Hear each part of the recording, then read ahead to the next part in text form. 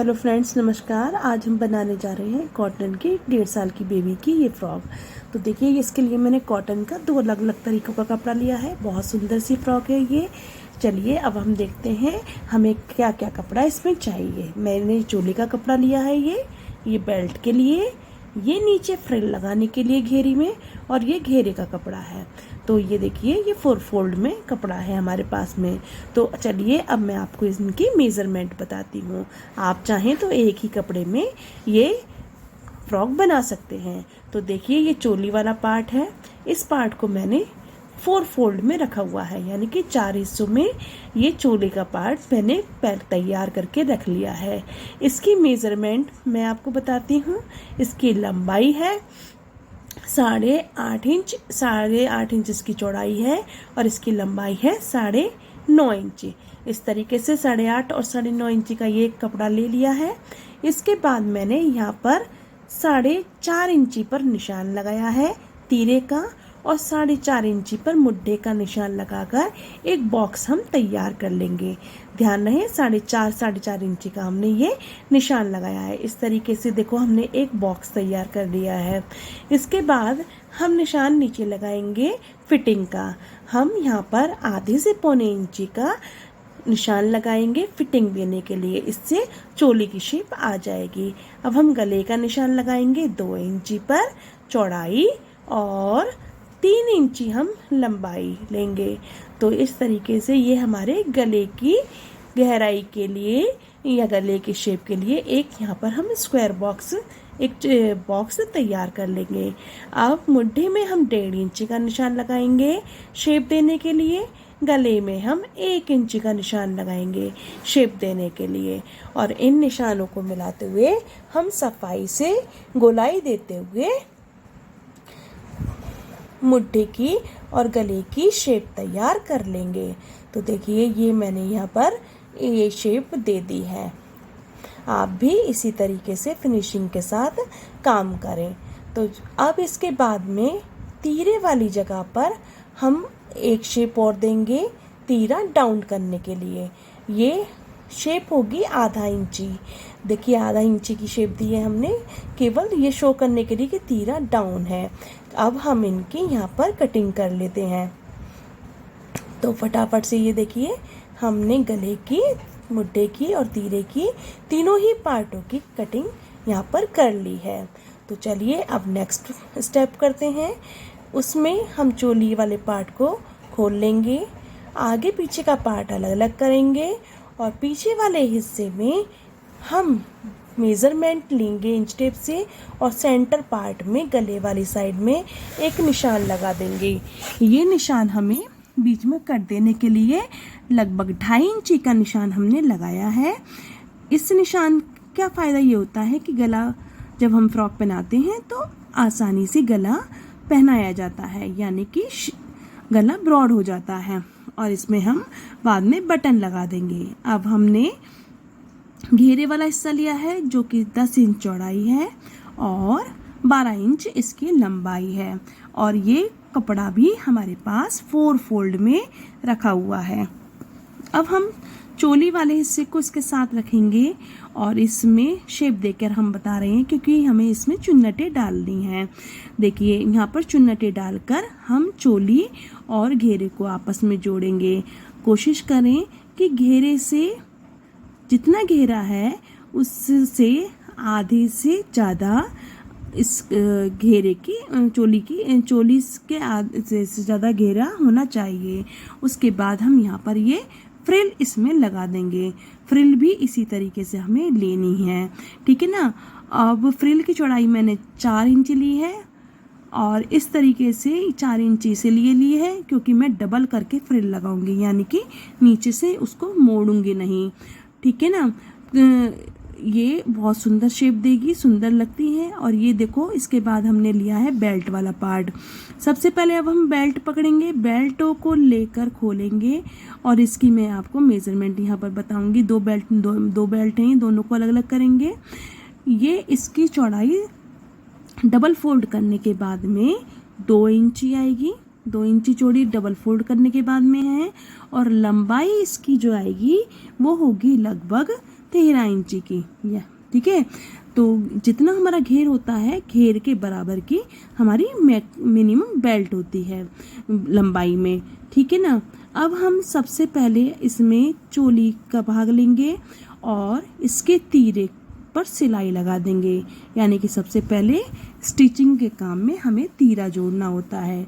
तो देखिए इस तरीके से हमने तीरा जोड़ लिया है यहाँ पर, और जो कि बहुत फिनिशिंग के साथ जुड़कर तैयार हो गया है। तीरा जोड़ने के बाद में सेकंड स्टेप हमारी होती है गले में जो हमने कटिंग करी थी उसमें पट्टी को जोड़ना फिनिशिंग देने के लिए।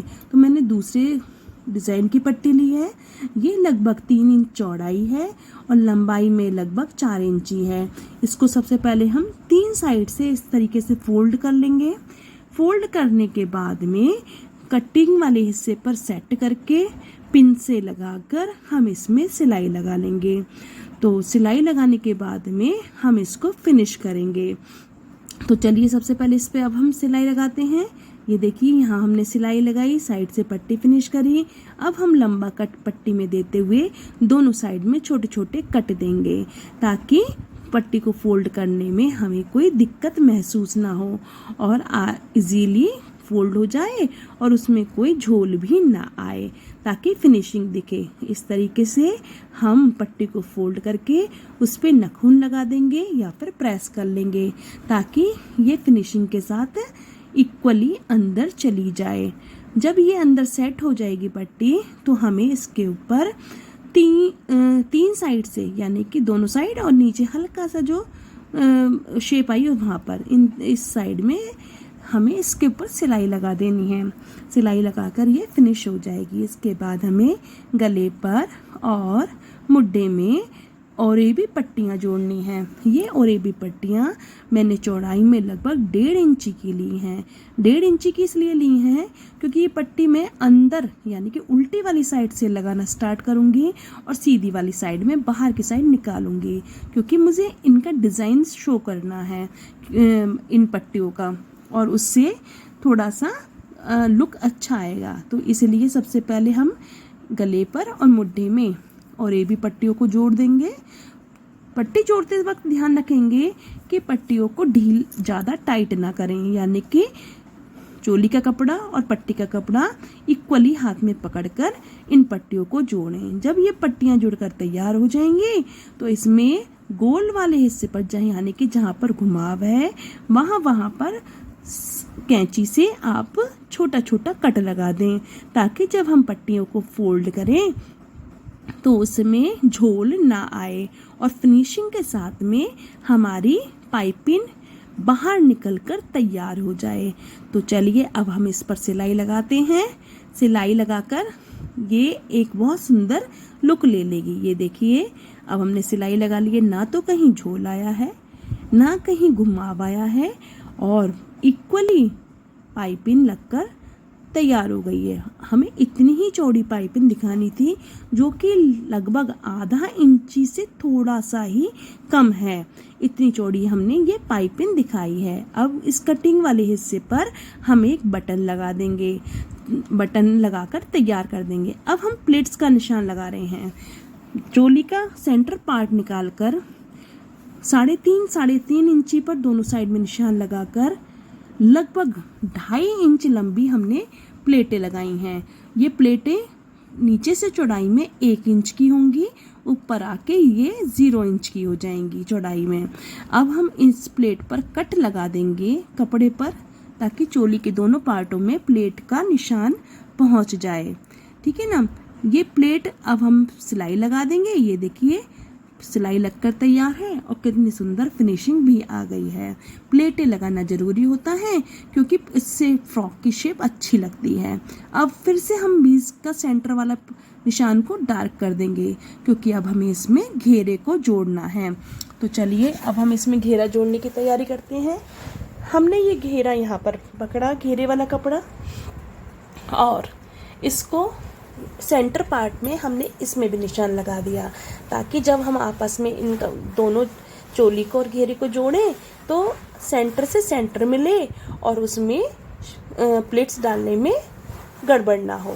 तो चलिए अब हम इसमें प्लेट्स डालते हैं। वो हमारी मर्जी है कि हम धागा खींच के प्लेट डालें या फिर सिंपल प्लेट वाली प्लेट डालें। मैं यहाँ पर मशीन से मोटी सिलाई लगाकर धागे को खींचकर इसमें प्लेट डालूंगी।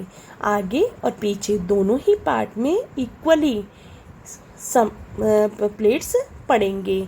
तो दोनों ही पार्ट में मैंने मोटी सिलाई लगाई है।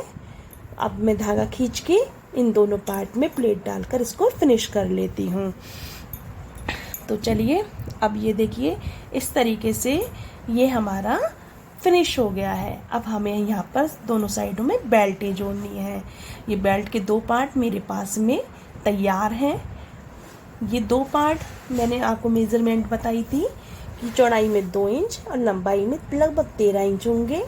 इनको हम उल्टी वाली साइड से फोल्ड करेंगे, बंद वाली साइड से सिलाई लगाना शुरू करेंगे और लंबे वाली साइड में लगाते हुए जाएंगे। कुल मिलाकर छोटा वाला हिस्सा इसका खुला रहेगा जहाँ से कि हमें इन्हें सीधा करना होगा। तो ये देखिए हमने सीधी कर ली है। सिलाई लगाने के बाद में सारे कोने बाहर निकाल लिए हैं और नाखून लगाकर या फिर प्रेस करके इन्हें सेट कर लिया है। तो इस तरीके से दोनों बेल्टें हमारी तैयार हो गई हैं। अब हमें बेल्टों को सेट करना है। तो देखिए जहाँ पर चोली और घेरा आपस में जुड़ता है, एग्जैक्ट उसी पॉइंट के सेंटर में हमें बेल्ट को लगाना है। ध्यान रखें कि उल्टे वाले दोनों पार्ट ऊपर होंगे, मतलब सबसे नीचे उल्टा दोनों सीधे पार्ट अंदर वाली साइड में होंगे और बेल्ट भी सीधे वाले पार्ट पर रखी जाएगी और उसके ऊपर से उल्टी वाली साइड से सिलाई लग जाएगी।